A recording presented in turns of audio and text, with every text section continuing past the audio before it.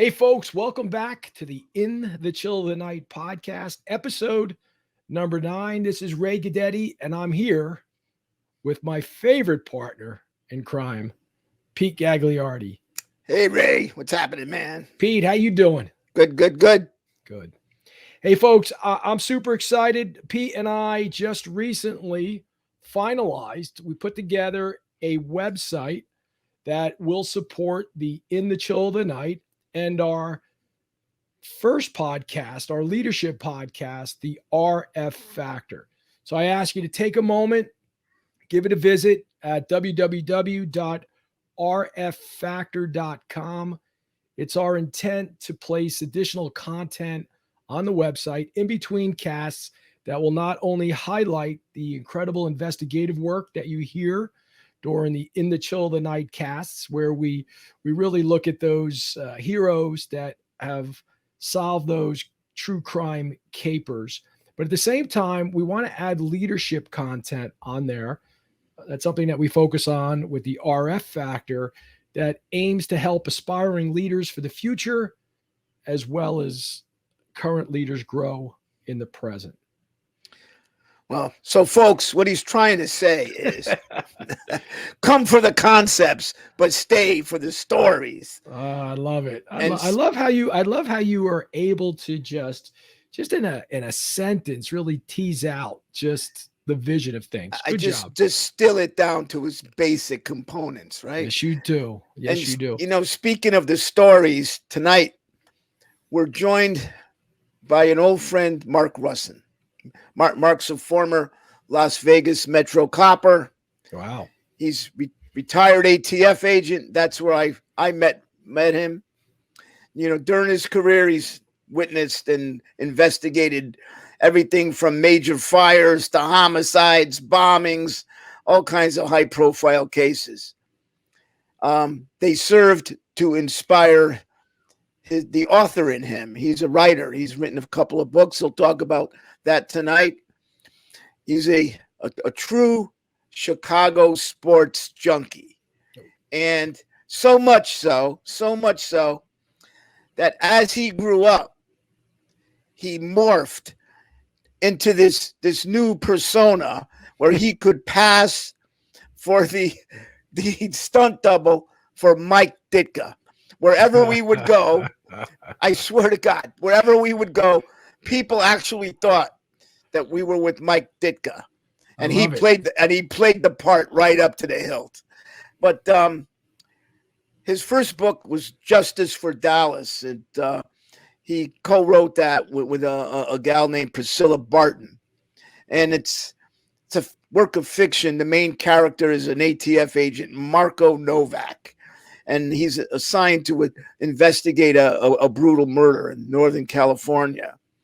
And it has to do with the way a 5-year-old child was murdered. And it involved outlaw motorcycle gangs. It involved twists and turns. In the end, there's justice for Dallas. But the interesting thing about this is that Justice for Dallas is based upon a true story. And tonight we're going to hear the story behind the story, the real story. So without further ado, we're going to have Mark Rusin. We're going to bring him into the studio. He's going to tell us the story behind the story and what happened in the chill of the night. Wait a second. Is that Mike Ditka or is that Mark Rusin? We'll never know. We'll never know. Hey, thanks, guys. I really appreciate you having me on the show. And yeah, it's true. I've been mistaken for Ditka everywhere I go, and it's getting kind of tiring. But I did have one of my good friends call me, and they approached Ditka and said, "Did anybody ever tell you look like Mark Rusin?"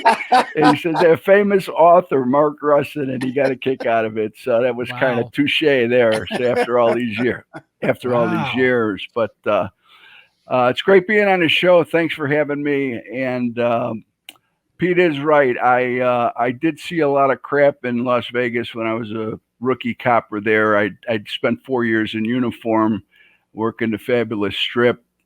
And I used that as a stepping stone to get to a federal job, which was ATF, which was my dream and my goal in life. So it was a good education for me to tack on to my book education at Western Illinois University, and I couldn't have prepared myself better for a career with the ATF than I did as a Las Vegas Metro police officer. And when Pete talks about the transition going from street police officer uniform to being a federal agent, obviously it's a non-uniform type of an existence where you augment state and locals, and you try and put your best foot forward and give them all the assistance you can in solving crimes that they might be overwhelmed with, or that they just need help based on our expertise. And back in the mid 80s, that was in fact what happened to me as a young ATF agent. It was 1983 when I hired on with ATF, and in 85, 86, right in that area, I ended up being called into a quadruple homicide up in Mendocino County, California, which I've been there. I've been up which there. is Yeah. north of San Francisco along the coast. It's Fort Bragg is where the homicide occurred, and near Bodega Bay, which is where the famous movie The Birds was filmed. Right. Alfred Hitchcock. Anyway, I was called in because the murder scene had not only ballistics that were involved, but also they tried to cover their tracks with arson, where they poured an accelerant to try and burn down the house where the 4 bodies were left behind. And me and my partner at the time, Larry Williams, who God rest his soul, he's deceased, but we were called to augment Mendocino County with our expertise, not only with the arson angle, with the accelerant being poured to kill or to cover the tracks of the homicide, also ballistics, because 3 were shot execution style, and like Pete said, the little girl, 5-year-old Dallas, was actually knifed. She had her throat slit from ear to ear. And when I saw those photos in the crime scene, I vowed to myself that I wasn't going to rest till we found the killers. And it was one of those cases that just tugged at your heartstrings, and what they did to that family, I'll never forget. And it compelled me to write the book and write the story, because everything that happened in that investigation was just unbelievable. And, if you get a chance to read it, I'd highly recommend it. The book's out on Amazon, and it's called Justice for Dallas. And it came out in 2013. And I don't know if I told you, Pete, but I'm proud to say that they're writing a screenplay for it now, and hopefully it's going to be a movie here soon. They've got a director interested in maybe a couple really high, grade A actors to play my part, of course. Show us the book. The book is right here. Hopefully you can see it. I'll put it up on the screen here. Can you see that? Justice for Dallas. Justice for Dallas, and it's by me, and I also had a lady help me, Priscilla Barton. And this is the story of the quadruple homicide case that I worked as an young ATF agent. And I take it from crime scene all the way to adjudication, and all the twists and turns that went with it. And I will say that the ballistics imaging played an unbelievable part in it, because the crime scene was so horrific that the way the medical examiner had explained how the murders could have happened was the person who was involved, Billy, was a former member of the motorcycle gang, and he refused to move a tattoo he had, which is verbatim. If you get kicked out of a club in bad standing, you've got to give in all the indicia. You've got to hand over all your patches, all your colors, what they call, and you can't have any body ink left behind. And he basically said, "Screw you," and he had tattooed over his tattoo in 1984, out 1986, and that they took affront to, especially the president of the club. So he got 3 of his cohorts, and they went over to pay a visit to Billy where he was living. Now he broke away from Vallejo where the chapter was. What club was this? Well, in reality, it was the Hells Angels, but Yep. In the book, I changed it to the Iron Cobras. Right. But anyway, that's how they rolled at the time. These clubs, and back in the mid '80s, if you remember, they were a little more out front with their heinous treatment of one another. Now they're a little more underground, I would say. But that's what happened. They went to the house to literally with a gun and a knife and four of them, and to cut out the tattoo out of Billy's arm and take it back to the clubhouse in Vallejo and put it up on the wall and say, "This is Billy's tattoo. This is what happens if you don't abide by our rules and regulations." And when they got there, all hell broke loose, and the wife was the gun was delivered late in the day. The wife was home from work, and the kids were home from school. And when the four got there, they ended up actually duct taping Billy to a chair, and they violated the wife with the barrel of the gun, and then they blew her head off. And then the kid came running down the stairs. The 15-year-old, when all the commotion was going on downstairs, it was a two-floor farmhouse where this happened. And the first shot that rang out went through and through the chest of the boy, and it didn't hit any bones. So it was a pristine round that we ended up finding in the door jamb above the stairwell. And I actually dug it out after we went back to recomb over the crime scene. And because we did ballistics, we did trajectory patterns, we did everything, because we can only account for so many bullets, 4 bullets of the 5 or 6 that is normally held in a revolver. So that's what brought us back to the crime scene. And we thought, did one fly out the window? Did they miss one? Did we miss one? We weren't sure what happened to one of the bullets. And we ended up lining up the chest of the boy coming down the 3rd stair, and that put where the bullet would have landed. And it was, like I said, through and through, it hit no bones. So when we pulled that projectile out of the door jamb, it was pristine enough to get the reading off of it, the striations and what have you. And of course, I knew at the time that if we could ever recover the gun, which was a long shot, in my opinion at the time, we could do a test fire and then do a side-by-side. This is before, the automation of NIBIN and IBIS and all that stuff came to be, and now it's more automated than ever before. But this is pre-NIBIN, pre-IBIS, and this is what happened at the crime scene. So we were lucky enough to fish out that projectile, and the other 3 rounds that hit the brain, the cranium of the 3, they were all execution wounds. So the bullets were fragmented and totally disintegrated beyond recognition. Then to make matters worse, instead of shooting the little girl, the 5-year-old, they slit her throat from ear to ear, threw her on the carpet, and let her bleed out. Well, we were also wondering, why would they shoot 3 and knife the little girl? What is that all about? Did they run out of bullets? We couldn't figure it out as investigators.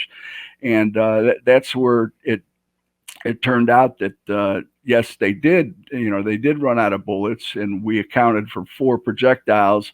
The 5th one, to this day, we don't know where it went. We're not sure. Or did they just load the gun with 4? Did they just have 4 rounds? We don't know if it was a 5-shot or 6-shot. We found out it was a 6-shot. So when we did recover the gun, it was a 357 6-shot that we ended up getting out of the river down the road. But I'll finish that story in a little bit. But that was the crime scene that we came upon, and that was horrific. And I know you guys have been there, and nothing bothered me more than seeing dead children, and especially murdered kids. I mean, I lost so much sleep over this case that I tossed and turned, with night sweats and what have you, for years after that. And it just I couldn't believe it.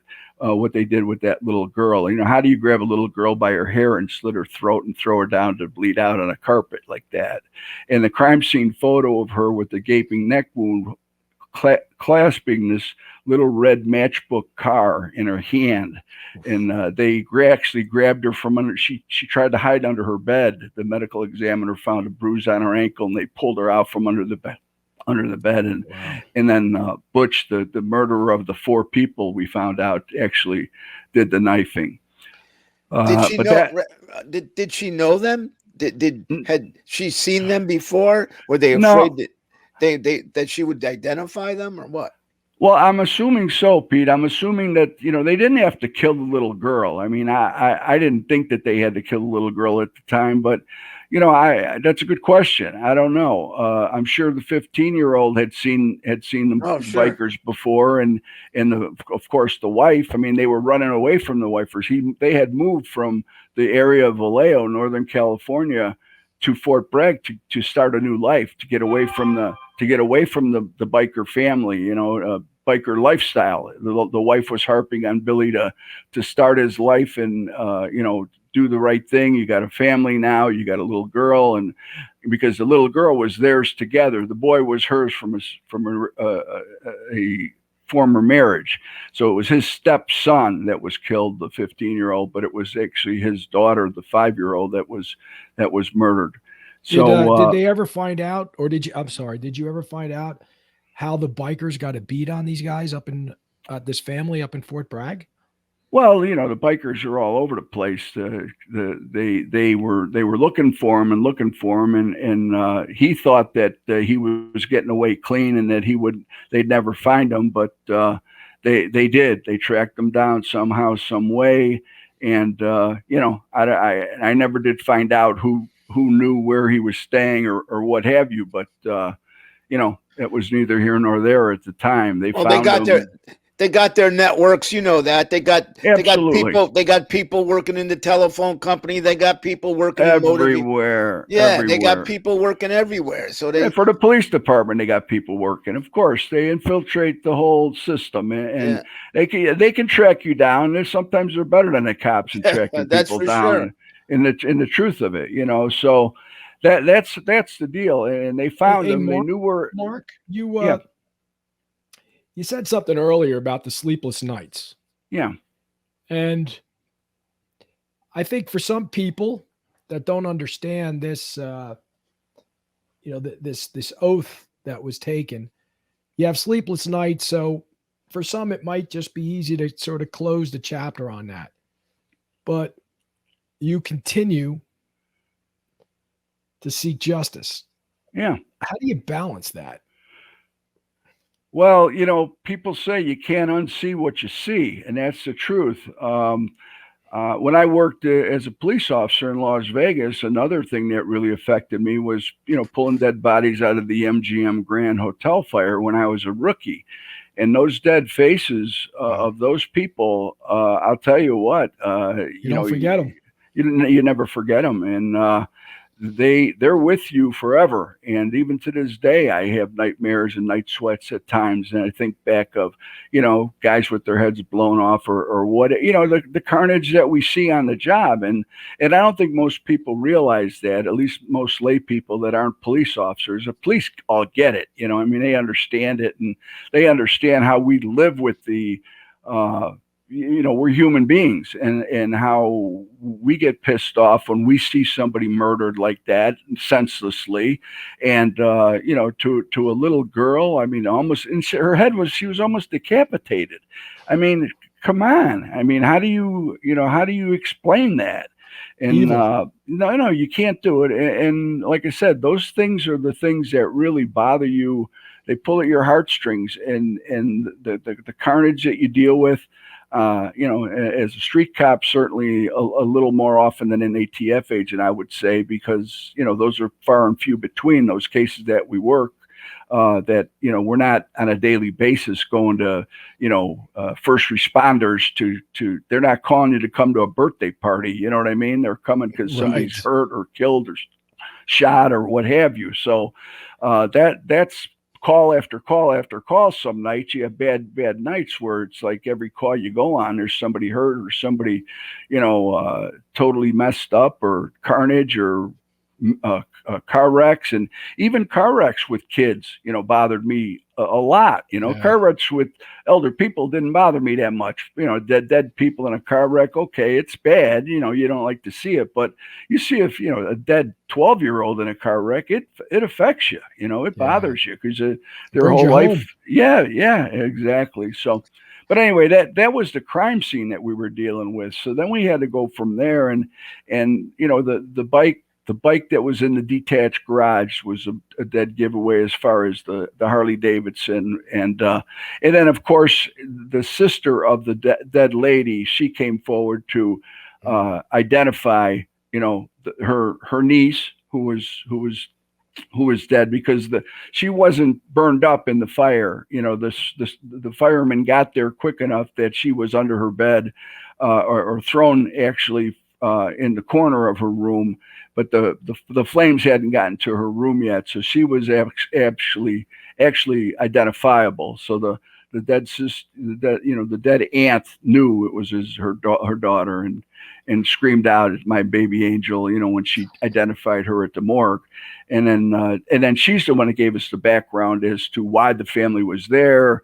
She gave us insight into Billy's, escapades with the motorcycle club, and why her sister wanted Billy to leave the club, and they were looking for Billy, and he had a tattoo, and they knew that the club was pissed because he wouldn't remove the tattoo. He was playing hardball with the club, and kind of everything led to that motive, that was biker related and all that. And then we used one of the biker wannabes to try and infiltrate the chapter in Vallejo to see what we could get on them. And then he was shaken down, and thank God they didn't find the wire on him, because we hid it in his boot, and they shook him down. They ripped his shirt off looking for the wire, and then once he was burned, we had to go a different way. And it wasn't until we got lucky, and 14 kilos of coke was being delivered over the Canadian border. DEA had an active case going, and the driver was stopped, and the driver would not give up his source in Canada for the drugs because they said he'd kill him, but I can give you a quadruple homicide. Well, he turned out to be the biker that was driving the night of the murders, and only he would know that it was kerosene, not gasoline, that was poured as the accelerant. And I squeezed him. Talk about gun squeeze, Pete. You'd be proud of me on this one, but I knew that gun was important, and I said, "Look, all bets are off unless you could take us to," because he claimed he knew where the gun was pitched the night of the murders. Well, he threw it. They stopped the van, driving the van, and Butch got out. The killer got out and threw the gun into the river. And I said, "You're taking us to that river, and we're going to find that gun. We're going to fish that gun out. Otherwise, all bets are off.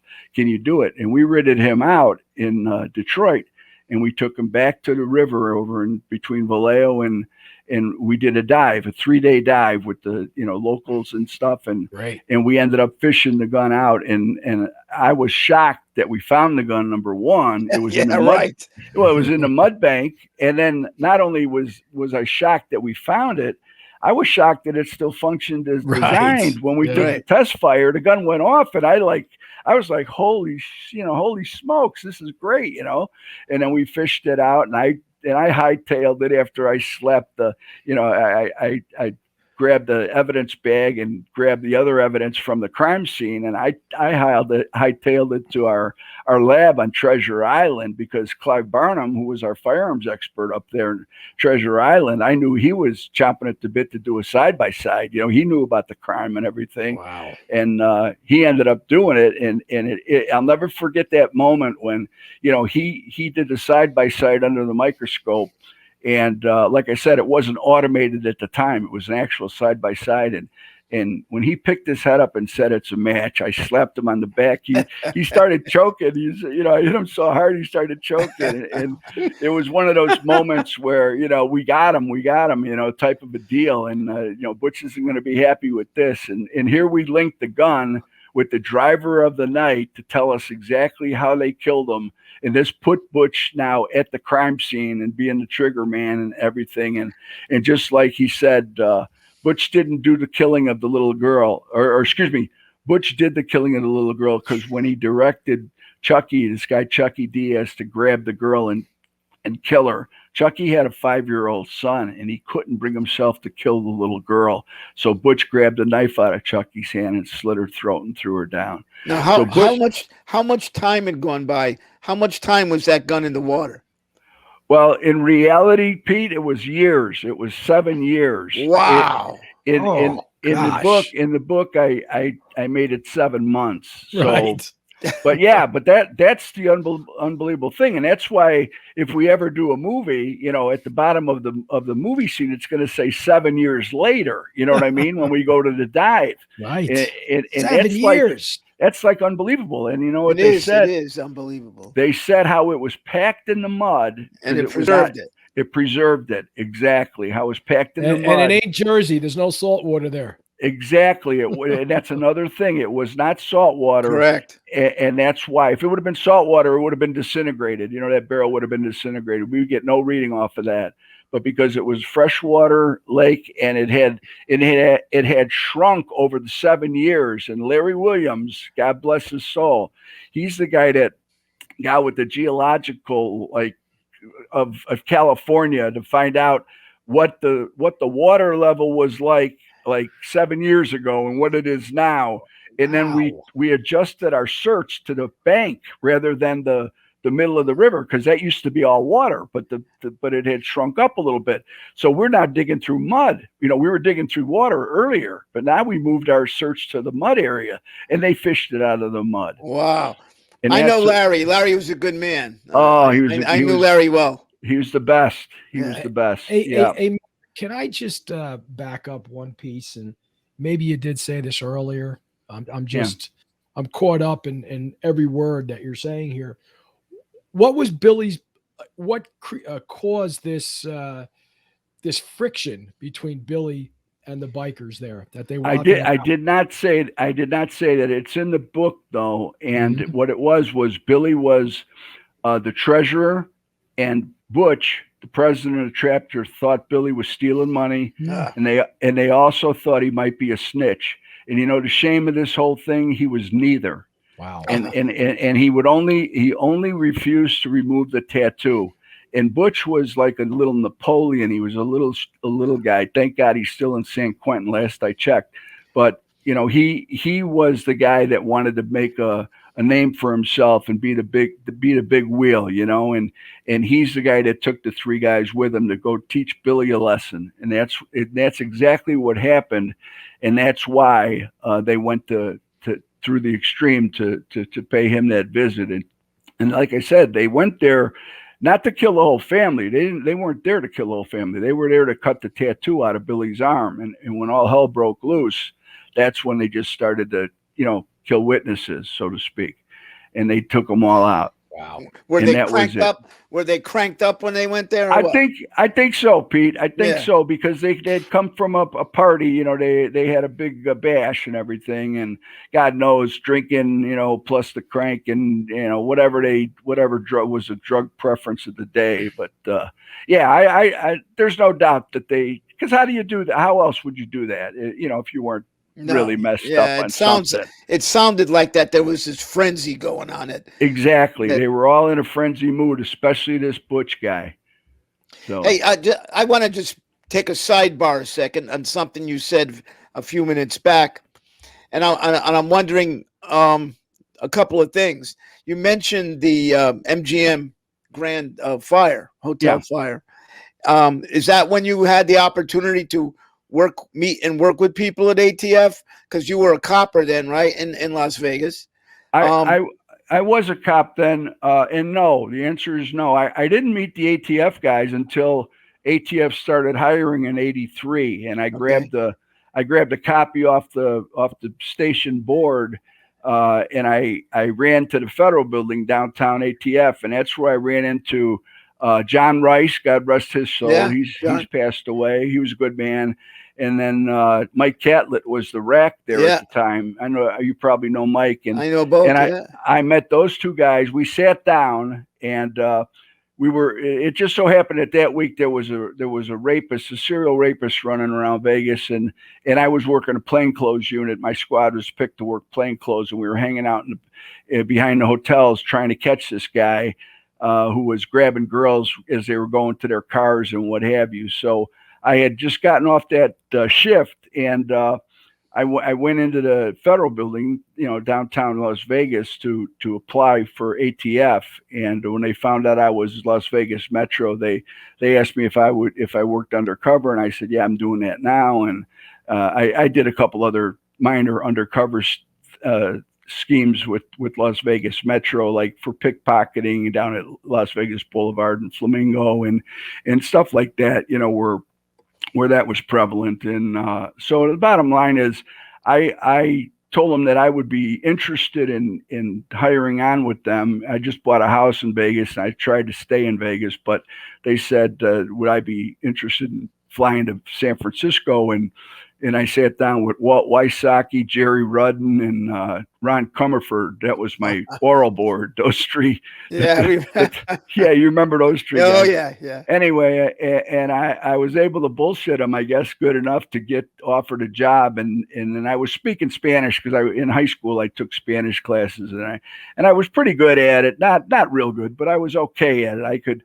Once I could start talking to an arrestee in Spanish, all of a sudden they mysteriously knew English again, so it's one of those deals. But so that's how I came with ATF. So, but no, I did not know any of the guys. But ATF winds up playing a role in that fight. Oh yeah, big time. John Ross. John Ross was part of the investigative team that did the MGM, and of course they found out it was accidental. It started in the Delhi area, and it wasn't arson or anything like that. It was an accidental fire. So right. Yeah, wow. But he had a. In fact, when I met him, the day I met him, he took me in his office, and he had a 360 shot. Apparently, they set up a tripod in the middle of the casino. I don't know how they did it, but it's like you were standing in the middle and you did a silhouette in the middle of the casino. It was a 360 all the way turnaround of the casino that I had walked through that night because of the not that night, but that that earlier that week during the fire that I had walked through in 6 inches of water with my brand new boots on. I didn't even realize it, at the time, because I was tunnel visioned into thinking of what this was the most unbelievable disaster in Nevada history at the time. I was so overtaken by that. But John had that. He was real proud of that. He had that in his office and set up in his ATF office. So, yeah. So, getting back to Justice for Dallas. So, the actual crime haunts you for a long time, and this book is what now? What does this book mean to you, and this investigation? I mean, it must mean there's some connection there. You were trying to let it live on or something, right? I mean, I'm looking for that. You know what, Pete? I really think that my motive was, first of all, it's an unbelievable story. I mean, that's number one. I mean, what ATF does, it's all captured in this, whether it's biker related, ballistics related, arson related, everything that you can think of. Murder for hire, because the girlfriend of Butch ran away after she got her butt kicked so many times from Butch. She stole his money and took off. He sent a hitman to go and kill her. Well, the hitman shoots her girlfriend instead of her, hits the wrong person, and a botched murder for hire. And then what does Butch do? Butch himself goes and kills the guy he hired to kill the girlfriend to tie up that loose end. And we were trying to beat him to that guy because we knew if he beat us, he'd be dead, and we could at least take him in protective custody because we knew he'd flip on Butch. And so did Butch know that too, which is why he ended up dead. But anyway, so there's twists and turns in this story that you can't. It's just an incredible story. I mean, if you're a police buff, or if you want to understand where the rubber meets the road with police work, and from a quadruple murder scene, that in itself is unbelievable, to everything I'm talking about, this book has it all. And the emotion, the raw emotion, the teamwork. I mean, think about the DEA and the Detroit PD working, and when they locked this guy up, they got this guy in the cage for bringing 14 kilos in. He says, I don't even, I don't want to give up my source in Canada. I'm a dead man. I'll be dead. Well, yeah. Well, what he says then is, how about if I give you a homicide? Well, the DEA agent sarcastically asks him, oh yeah, and like, where did this homicide occur? This quadruple homicide, California. Oh yeah, and where in California? Mendocino County. Oh yeah, what day? He gives the date. And now the DEA agent doesn't even know if there's a Mendocino County, California. He's never been to California, but he had the presence of mind to call the California State Police, track down Mendocino County, talk to the homicide unit at the county, get the detective Gorley, who worked the case with me, on the phone and say, hey, you guys still got an open quadruple murder up in Mendocino County, Fort Bragg? Guy goes, yeah, we sure do. He's like, drops his hot dog on the phone because he can't believe it. He goes, why? How do you know? He goes, I got a guy locked up who said he was the driver the night of the murder. And that was 7 years later. I mean, wow. that's unbelievable when you think about it. Can I tease that piece out? 7 years later, and it's not like that's the only case you're working, right? No, a lot of things going on in those 7 years, but this is always on your mind. It becomes in a sense, it becomes a cold case, right? It did become a cold case. Yeah. I was transferred. I left San Francisco. I was already in Illinois. I think I was Boston, Chicago or something, head of the rat squad in Chicago at the time. Wow. I mean, I had gone on with my merry way, and Larry was left behind. Larry Williams was the case agent, was left behind with Gorley, the detective from Mendocino County. And we basically, we gave up because we kept hitting the brick wall with the bikers. Everybody dummied up. No, we didn't want to talk about nothing. They'd end up dead. Tell us where you were when you got the phone call. Because that's what I was in my office in Lisle, Illinois, actually, and I got the call that they had,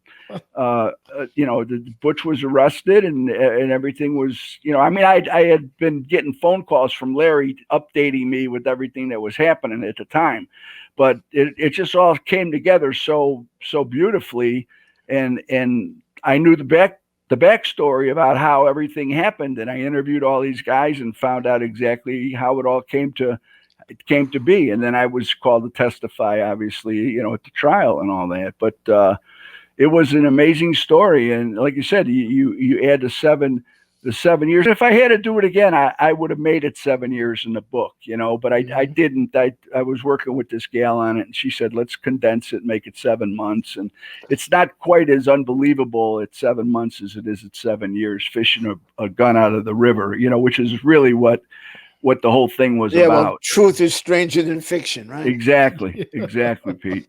And you know what? How many times, the three of us could come up with a number of times when sometimes the man above just drops something on your lap. That's what it was. That's right. All you can say. It was an amazing deal, and that's why I wrote the story, because it's just an amazing story. And anybody that wants to know, and this is, me telling the story. I mean, I'm Marko Novak in the book. I mean, I know you don't know I don't know if you know that, but right. I'm Marko Novak in the book. So it's like where the rubber meets the road. I'm the guy telling the story. It isn't like a cop or a detective or is telling a writer and then the writer's writing it.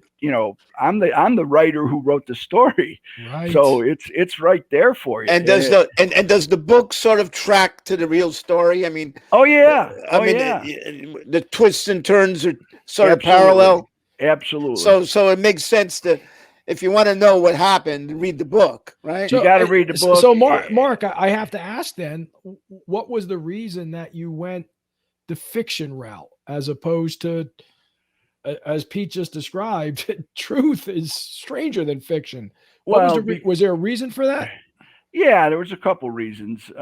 Number one, it was the Hells Angels. I didn't want to put that out there at the time, Number two, you got to jump through a lot of hoops to do a documentary. Correct. And there's a lot of lawyers' fees and a lot of that stuff. And you got to have a lot of records subpoenaed. You got to have a lot of records. And you got to pay a lot of money for them. Okay.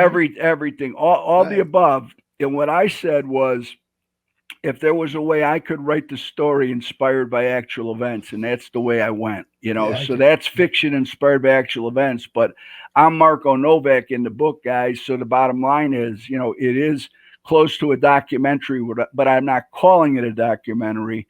And I changed names, I changed names in a couple locations, but nothing major. But I just didn't put. It's not a documentary. Let's put it. I understand Marko, but why Novak? What's Novak? Just the name I came up with. Just I mean, I have Novak in my family, Polish. It's a Polish name. Why not? So why not Pete Gagliardi? Yeah, why not Marko Gagliardi?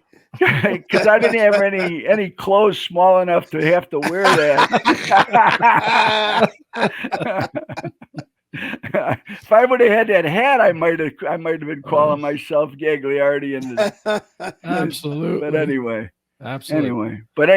That's how it all came together, and that's the story behind. And if it comes out to be a movie, I'm telling you guys, it's going to be an unbelievable movie. Can we get invited to the premiere? No, absolutely not. Why not? Come on, we're going to make you famous. Who's going to play you, Mike Ditka? No, we're gonna have Mark Wahlberg. I think. Mark Wahlberg. Yeah. We got to get a good guy. We got to get the most handsome guy in Hollywood. Of course, you know that. Well, I'll tell you. I don't know. It's definitely need Mike Ditka as a. He'll play the sheriff. He'll play the sheriff or something. We'll get him in there. So now you write this great book. Yeah. And now you're emboldened to do what? To try it again, right? To write another book. Yeah. And what's Love that it. one about? Good job. Well, this is the book that I had. Again, being a Las Vegas cop, I grew up in Chicago, as you know, Pete. And I take this from 6 years old, growing up with all the trials and tribulations of being a South Chicago kid. This is before hate crimes were the norm, and because I had been jumped a few times by the blacks in the neighborhood, neighborhoods, I should say, and because it's pretty segregated city, and the bottom line is I wanted to show what it was really like growing up in the 60s in Chicago. So I started that. And then when I was a cop in Vegas, I had handled some horrendous, unbelievable, funny, crazy, most intriguing, first response dispatches that I ended up coming up with this idea to save a copy of my police reports when I was doing it. So I came up with this second book that I just wrote, which is called Metro Sin City Chronicles. Wow. And that's it right there. So the bottom line here is what happened in Vegas didn't stay in Vegas. Exactly. That's the bottom line here. That's exactly right. With this book, excuse me, I'm getting a little dry here. That's okay. I was going to say, with this book, it takes me from 6 years old. When I first got robbed when I was a paper boy in Chicago by a black and a Hispanic at knife point, to my first police ride in a cruiser as a victim of a crime, and then being intrigued with One Adam 12 and Miami Vice and all those things that we grew up watching, these cool shows, to then going on to want to be a pro hockey player, which I played semi-pro. I wasn't quite good enough to be a pro, but that was my goal when I was a kid. And my plan B was to be a cop or an ATF agent, really. And I really got into ATF when I was in college because a couple of the guys, John Malone, those guys, all went to Western Illinois, which is where I went. And those guys were very instrumental in getting hired on in 76, 77 when ATF was going strong. Yeah. When I graduated in 77, they put, Carter to become president, freeze on hiring. There's no federal jobs. So I ended up going to Vegas in 1980 after a gambling junket to be a cop and to do that until ATF hired, and it was a scare when Reagan came on. He was going to abolish ATF, if you remember, in the early 80s, and thank God he did a change of heart there, and then they started hiring again in 83, and I came on there in San Francisco. But anyway, I kind of lost my train of thought. Where were we at with the question that you had, Pete? Well, we were at this your new book. What Oh happens yeah, in yeah, Vegas yeah. doesn't stay in Vegas. Yeah, what I did was I took 20 of the craziest, funniest, most unbelievable calls, and I wrote short stories, almost like dispatches of each one. So each story, each chapter is a new dispatch, like you're sitting shotgun with me in the squad car. Well, And I now you write, got to give us an example of one of them real quick here now. oh, okay, I could give you an example of a domestic disturbance, which I was first arrived at. And, we're taught in the academy, you have to wait for your backup. You don't go in by yourself, blah, blah, blah. Well, the door was open, the screen door was shut. I looked in the screen door and I saw a guy straddling this girl on the couch, just beating the hell out of her. And she was bleeding from the face and everything. And I asked my partner who was on his way, "What's your ETA?" And he says, "I'm arrived." And I heard car's wheels squeal, and I knew he just pulled up behind mine. And so I said, I gave him I'll hit him high, you hit him low. So we went inside the room, and I grabbed the guy at the top. He grabbed him at the bottom. We're fighting with this guy to get him to stop beating the girl. Well, as we're trying to get the handcuffs on this guy, the girl ends up getting off the couch and kind of going around the corner into the kitchen. So I'm thinking, keep an eye on her, watch her as I'm trying to help my partner handcuff this guy. And next thing you know, I hear this scream, and the girl's coming running around the corner of the kitchen with a butcher knife over her head, coming to like knife me in the neck with the butcher knife, like because he starts screaming now because we're trying to handcuff him, and he's claiming, he's fighting us off, claiming they're breaking my arms, all this stuff. So she's got the knife coming at me, so I grab her by the waist, and she was a small, petite thing, and I fling her through the sliding glass door, break glass all over the place. It's the second floor. It was like, I wish I would have had video of this. It was beautiful, and she went flying through backwards. The knife goes out of her hand. Well, it turns out that, we handcuffed him, handcuffed her. They both go to jail, and that was pretty much it. So here I am trying to help this guy out, and this girl's getting tuned up, and she comes at me with the knife. And that's the classic. Like that's the classic domestic, though. Oh, they're the best. It's classic. Yeah, it's classic. It's a classic. And then later that night, same night, I got shot at later on that evening. In a case where a guy had been hitchhiking on the street, and he gets picked up by a nice guy in a black Riviera, and the hitchhiker pulls a gun on the driver. Says, "All right, get out." And he steals his car. He shoots him in the neck and throws him out onto the pavement. Well, this call comes out on the west side of town.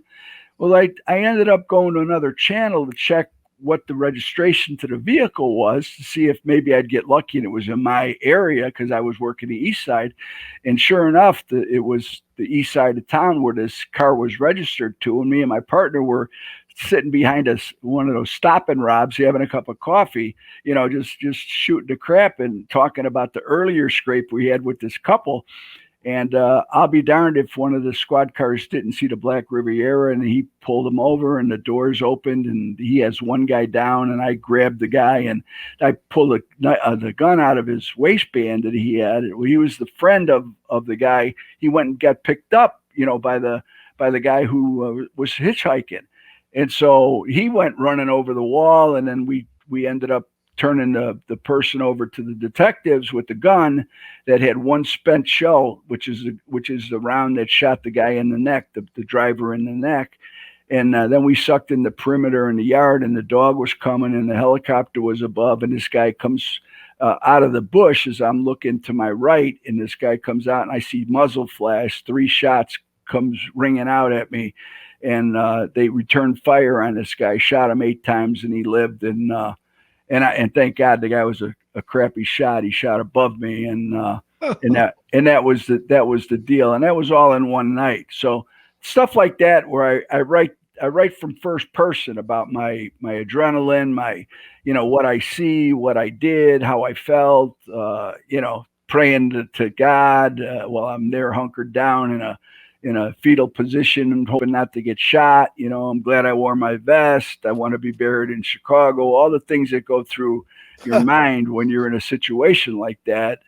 And I tell the story, you know, again, where the rubber meets the road. I mean, there's no, and I tell it like it is. I don't pull any punches, and because I wear it on my sleeve, as you know, Pete, and it is what it is. So you're going to get the real story. You might not like it, but that's what happened, and I think that true crime stuff is what captures the hearts of Americans, and they have to know that we're real people that want to go home to our families. And you know, and like I say, what other profession do you have where you put a bulletproof vest on with your blood type written on it, and you go to work every night? And you know, that's got to be worth something to the Americans. And all the cops are heroes in my opinion. And of course, we have, you know, hey, there I am. Yeah, what a handsome youngster I was back then. Look at him.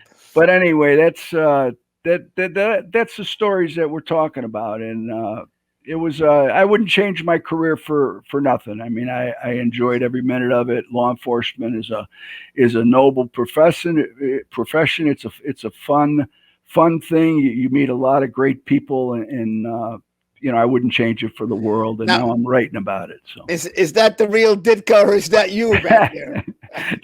That's the real Ditka. I think I might be the guy on the right, but I'm not sure. It's hard to tell. That was at his restaurant where I met him, and he came over and he told me I was a good-looking guy. So I got to go with that one. But yeah, you know, but people don't realize if we had a picture of you at that age standing next to him, you guys would look like twin brothers. Yeah, back true. then. That's a nice collage you guys did. Thank you. That looks good. That looks good. As when I was in my prime. Hey, 1980. Holy smokes. There's a picture behind you too that you're quite proud of, right?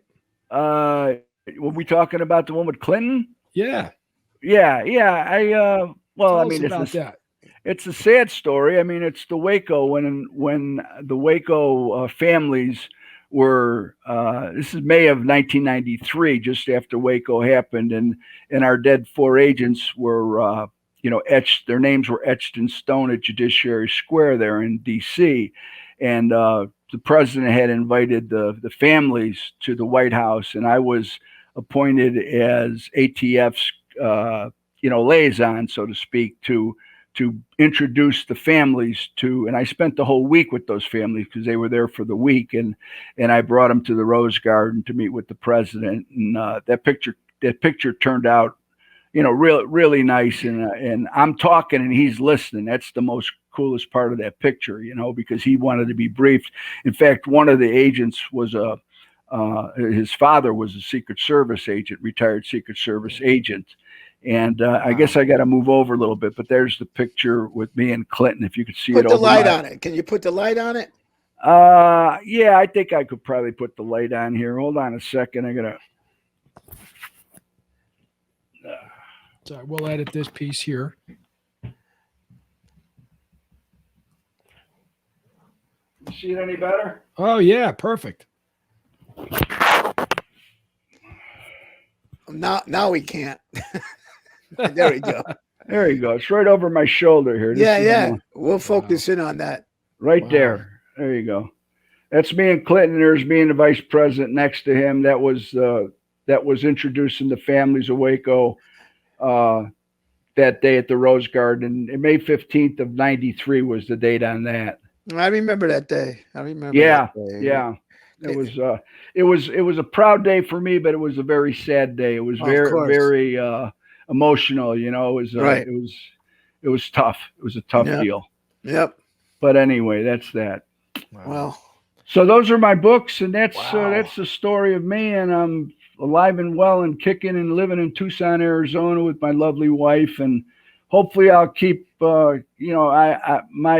My bucket list is to make this movie. That's what I really like to do. That's like the cool thing. And I'll know, I should know something by the end of the year, or certainly by early next year, if it's going to come to fruition. But the stars got to all line up. You got to get the executive producers who think they can make money. You got to get actors who want to play parts. There's a lot that goes into this, and I'm learning. It's only taken me 8 years, to this point. One thing that you've demonstrated is that you're patient. So, well, you got to persevere. You got to persevere in this world, and it's retirement's been good. 14 years now, Pete. I'm working on it. So you're the man. You're the man. It's working out pretty good.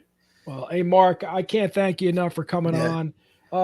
So those 2 books available through Amazon, I guess? Yeah, both of them are available on Amazon. Right. Okay. Justice for Dallas and Metro Sin City Chronicle. How about one more shot with each book?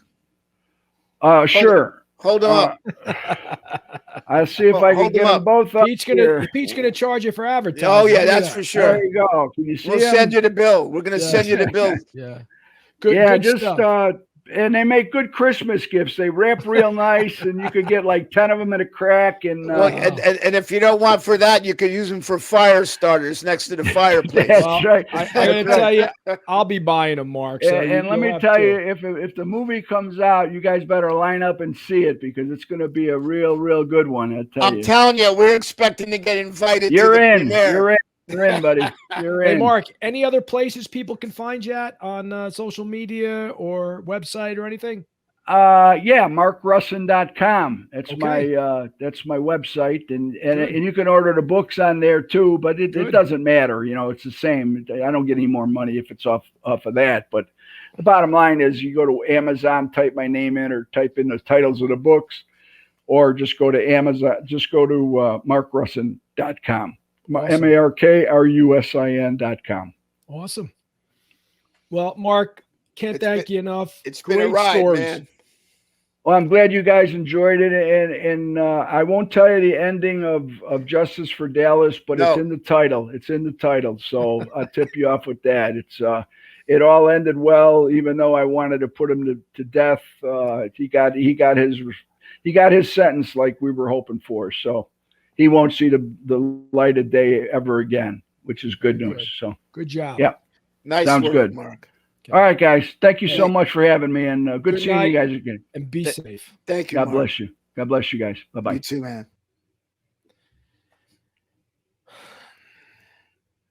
There's a guy who's been through the mill too, man.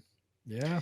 He's had a tough road last couple of years, but he's in there, and it just makes you proud but this is so typical of everybody in law enforcement. I mean, even that story about the domestic dispute, it's a classic. It's a classic. The boyfriend, girlfriend, husband, and wife are having a fight. They're trying to kill each other. The next minute, till you come, right? And the next minute, that whichever one is standing is trying to take you out, right? Right. Jeez. Wow. What a classic. Hey, Mark Rusin, true American hero. Yeah. Looks like I got 2 more books to read, thanks to you. All right, pal. Hey, thanks. We'll talk soon. All right, later.